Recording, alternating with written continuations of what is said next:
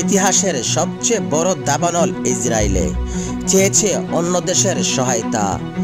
দখলদার ইসরায়েলে দখলকৃত জেরুজালেম বিশাল দাবানলের সৃষ্টি হয়েছে, যা ইসরায়েলের ইতিহাসের সবচেয়ে বড় প্রাকৃতিক অগ্নিকাণ্ডের ঘটনা বলে জানিয়েছেন ফায়ার অ্যান্ড রেস্কিউ বিভাগের জেরুজালেম বিভাগের কমান্ডার সোমিলিক ফিডম্যান। আর এই দাবানল নিয়ন্ত্রণে আনতে বেগ পেতে হবে বলে সতর্কতা দিয়েছেন এই দখলদার কর্মকর্তা।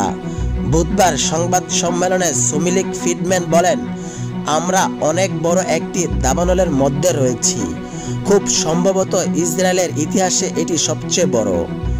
আগুন নেভাতে আমাদের যে কার্যক্রম চলছে তা আরও দীর্ঘ সময় চলবে। আমরা আগুন নিয়ন্ত্রণে আনার অনেক দূরে রয়েছি। তিনি জানিয়েছেন, সকাল 9:30 দিকে আগুনের সূত্রপাত হয়েছিল মেসিলা জিওনে, যা শক্তিশালী বাতাসের প্রভাবে পশ্চিম দিকে ছড়ায়। এরপর এটি পূর্ব দিকে যেতে থাকে।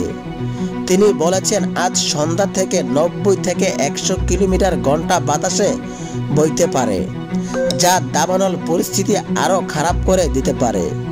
কিভাবে এই দাবানলের সৃষ্টি হলো, এই ব্যাপারে প্রশ্ন করা হলে এই দাবানল কর্মকর্তা বলেন, আমাদের ধারণা নেই, সত্যি কোনো ধারণা নেই।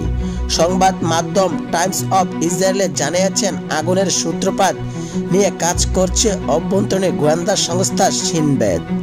তারা ইচ্ছাকৃতভাবে আগুন লাগানোর বিষয়টিও মাথায় রাখছেন।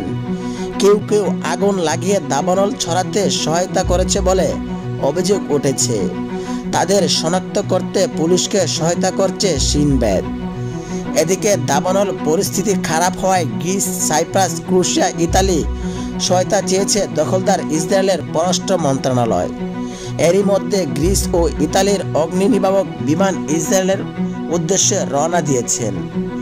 দখলদার ইসরায়েলের সেনাপ্রধান তার সেনাদের আগুন ক্ষতিগ্রস্ত মানুষকে সহায়তার নির্দেশ দিয়েছেন। এছাড়া মাহমুদ আব্বাসের নেতৃত্বাধীন ফিলিস্তিনি অথরিটি তাদের ফায়ার কর্মীকে আগুন নেভানোর সহায়তার প্রস্তাব দিয়েছে।